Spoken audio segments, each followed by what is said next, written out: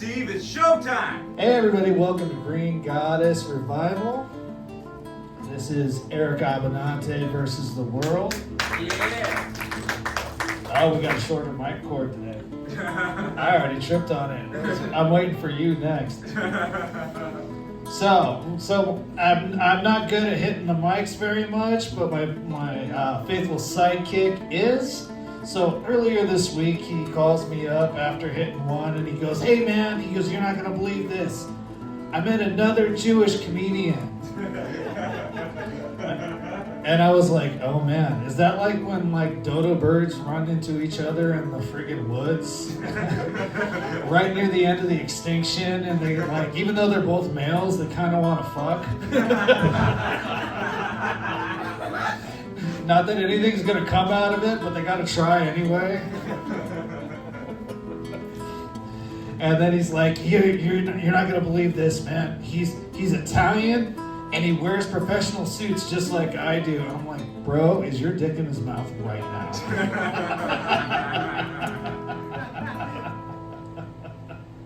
Like, what the hell's going on here? Well, that leads me to the next joke. You know, two Italian Jews walk into a dispensary, and what do you get? You get Eric Abbenante versus the world. Oh, ladies in the back, please calm down. Please. Again, we go through this every week. Ladies, I will fuck all of you after the show, but it's just showing your tits like this is disrespectful. This beautiful establishment. Green Goddess, oh, it is so good to be here at Green Goddess Revival. This is Eric Abbenante versus the world. Very good to see you all. Oh, yes, I am your humble host, Eric Abbenante. Big time Jewish news producer, big time. Worked with AP News, NPR, just this year. Will they survive their association with me? Find out on the next episode. But, oh man, we got a great show. And please give a warm round of applause for my supportive sidekick, Steve Richardson, the Plumber. The one you're here to see. Yeah, exactly. The star of the show, the likable one, the good man.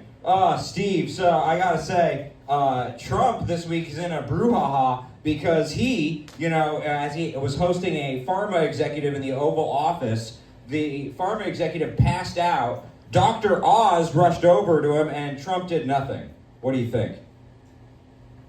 That's kind of how I feel when I'm watching you die up here every week. Yeah, okay. Okay, I get it. But I'm glad that you had a stoic demeanor like Trump, aka good leadership. But seriously, libs, you gotta pick one. Do you want the pharma executive shot in the head, or do you want Trump to help them? I mean, it's confusing. It really is. But we shoot this show every single week from the greatest dispensary in Texas, some say the world, Green Goddess Dispensary. Oh, thank you all. And please give it up for the man, the myth, the legend, the king of this place, Josh.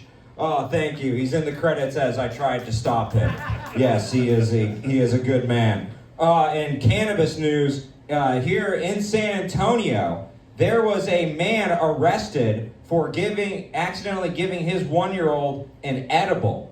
Now don't worry, the 1-year-old is okay, recovering and safe, because he bought that edible from a loser dispensary not named Green Goddess, right? Look, when you buy an edible from a loser dispensary not named Green Goddess, those edibles won't even get a baby high. Okay, not at Green Goddess.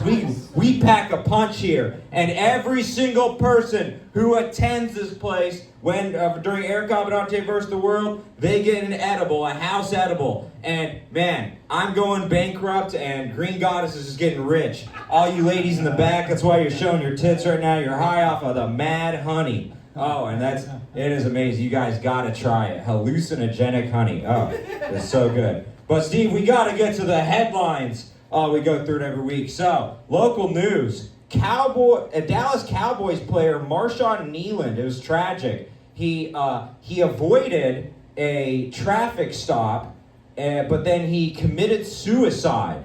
Really tragic. And he evaded the cops for a while. I mean, he's in the wrong sport. Should have been a NASCAR driver.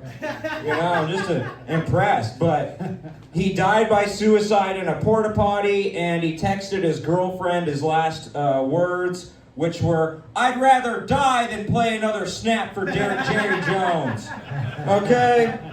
I mean, and then Jerry Jones had a heartfelt message, which was, "Even dead, Marshawn Kneeland is still better than Micah Parsons," which I think is bitter. I think is really bitter of him. Terrible.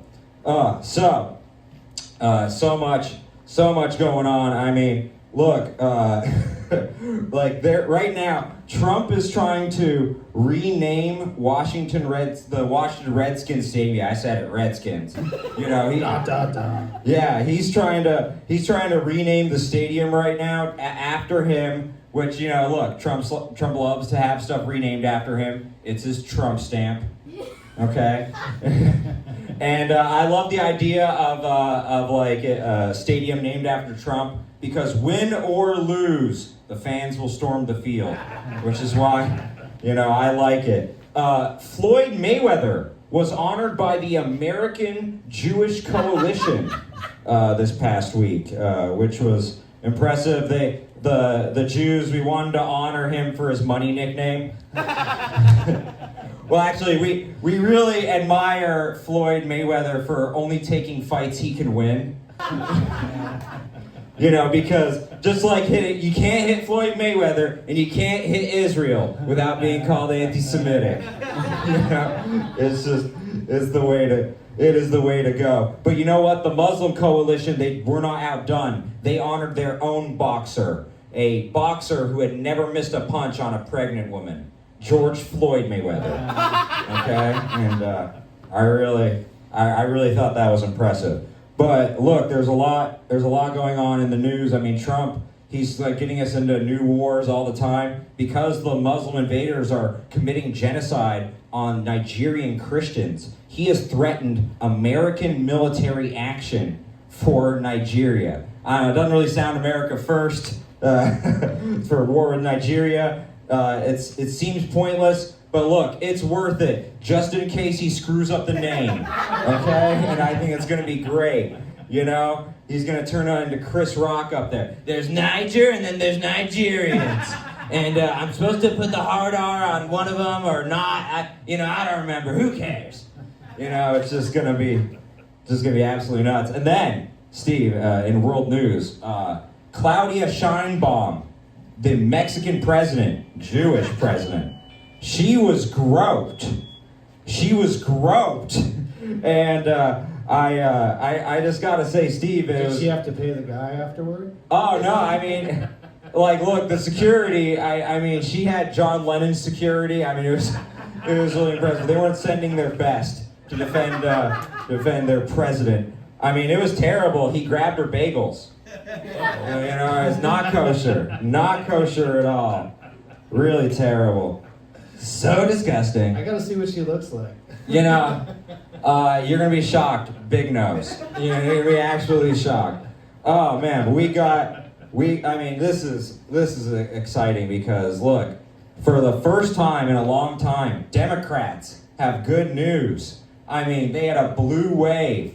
I mean, they just like swept all the elections. First time they won an election without rigging it since 2012. Wow. You know, they didn't have to count for days after or anything. They just like won on election day. It's crazy. You know, and you don't believe me, Abigail Spanberger, who won just this past week, governor of Virginia, in 2020, they had to find 14,000 absentee ballots almost a week later for her to win in 2020. If only someone made like a film about the history of voter fraud in America or something, that would be really, really valuable. Anyways, so, I mean, yeah, big win for the Democrats, but none bigger than Zohran Mamdani as the New York City mayor-elect. I mean, and look, he beat out Andrew Cuomo, and Cuomo ran a really great campaign if Cuomo was running to be the mayor of Tel Aviv. I mean, dude mentioned Israel a lot. Even I was like, what are you doing? What are you doing? Because, he's got a record you can run against, aside from the whole Muslim thing. I mean, there really is a lot. He's a socialist. And his message of affordability really resonated with New Yorkers. The poor voted for him, and the rich are moving out. It's great. But I love it because New York City's motto used to be, if you can make it here, you can make it anywhere. Now it got updated to, if you can't make it here, vote for me, Mamdani. It's great. But look, he's I gotta hand it to him. He's got a very inspiring story, okay? He really does. That's how he made it in New York. He worked hard. He pulled himself up by his bootstraps. He never gave up when he asked his mom for rent, okay? Because, look, his mom is a famous Indian filmmaker worth $20 million. $20 million. And he loves to say, hey, the rich need to pay their fair share in taxes. And it's like, how about you tell your millionaire mommy to pay more in taxes? Isn't that like $1 billion in India? Yeah, I mean, that's impressive. 20 million. 20 million for your mama. That's impressive. And what was his job? I mean, he didn't really have a job coming out because his degree was in Africana Studies. He's from Uganda. What was the study? His dissertation was, yo, I'm from Africa. And then submitted. I mean, it was just, and then his job out of college was tutoring, but that was part-time because how many times can you tell the person, say that the test is racist? It's not how many times you can get away with that. Not too many times. But yeah, I mean, look, it's impressive because his job after that was he worked on his mommy's film set. Ooh, impressive. What was the job? Music selection. Even better. His job was to listen to music and to pick it. That was his job. New York, you just elected DJ Ehud. Okay? Oh my God. Look at what you guys are doing. But it's funny because he has said since 2020 that Mamdani is going to defund the police. Okay? He said he's going to dismantle prisons. And then, it's going to be funny. How's he going to oppress the populace without any, people to do it with? Yeah, I mean, no, I love it, Steve, because New York City's gonna go from the city that never sleeps to the city that never sleeps because we're guarding our apartment from thieves. It's just absolutely just disgusting. I mean, yeah, so he said that he's gonna dismantle prisons, he's gonna defund the police, but he's also said that if Benjamin Netanyahu, the Israeli Prime Minister, steps foot in New York, that he will arrest him. Who's going to arrest him, Zohran? The police you defunded? And then where are you going to take him to? The prison you dismantled? I mean, and then Zohran, when asked about this, clarified, and he said, New York City's cops and jails will be reserved for only jailing Jews. Okay? A new police force made out of all the old cab drivers. Yeah, and they're going to be wearing brown shirts, and they're going to be giving everyone yellow stars. It's just going to be absolutely amazing. We love it. I mean, yeah, they're not going to be called prisons anymore. They're just going to be called camps, where Jews can concentrate on the crimes they committed. Okay, that's how it's going to go. Too soon. Yeah, too soon. Too soon, he just won. I get what you're saying. He just won, yes. But, yeah, I mean, he's from Uganda. So he's like Obama if he came from a country with no hope and change. It's just incredible. So, yeah, I mean, he is everything that the Republicans boogeymaned about Obama. He's a socialist communist, Marxist, who wants all the Muslims to take over, and he pals around with terrorists, and he's from Africa, check his birth certificate. I mean, it's just a wet dream, an absolute wet dream for that. But it was a sour mood that day, even though Zohran Mamdani won, and there was all this celebration on the left, right? But it was still a sour mood across America, because on that day, we lost a great American. His name was Dick Cheney. And everyone loves Dick Cheney. Everyone loves Dick Cheney, okay? I mean, no, not really. Dick Cheney's so hated that people hate Dick Cheney's jizz. Ms. Cheney. That's how much they hate Dick Cheney. But yeah, he died, and to honor him, they did a 21 gun salute. 21 guns shooting his friend in the face. 21 guns shooting his friend in the face. Really, really tragic. And then his friend apologizes for standing in Yeah, thank you. Yeah, I'm sorry that my face got in the way of your bullets. I'm so sorry, sir. And to honor Dick Cheney, Israel waterboarded Greta Thunberg one more time, and I thought that was really, really sweet. But to end the monologue, Zohran Mamdani, he actually what was impressive about him was he, after he won, there was all this jubilation and happiness, but there were swastikas spray painted on a synagogue in New York City. Now, I don't know if you know this, Steve, but when this stuff happens, a lot of people accuse the Jews of, pretending, like going in there and doing their own hate crime on themselves to foment, sympathy towards the Jewish people, right? And it's just kind of funny because, there's nothing worse than a fake Jew, right? It's like, it's FOMO. Instead of Shlomo, it's right next to the imitation crab, But I think this is the first time, if you looked at this guy who actually spray painted the swastikas on, I think it was the first time we had the double cross in history, where someone dressed up as a Jew to make it look like Jews were trying to foment their own racism. Because he didn't get the costume right, okay? The hat was way too big to be a Hasid.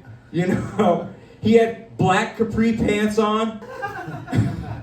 It just didn't look right. So, to illustrate this, playing the part of the goy who went in and tried to get the Jew costume right will be my sidekick, Steve the Plumber. And then playing the confused store clerk at the clothing store will be yours truly. Steve.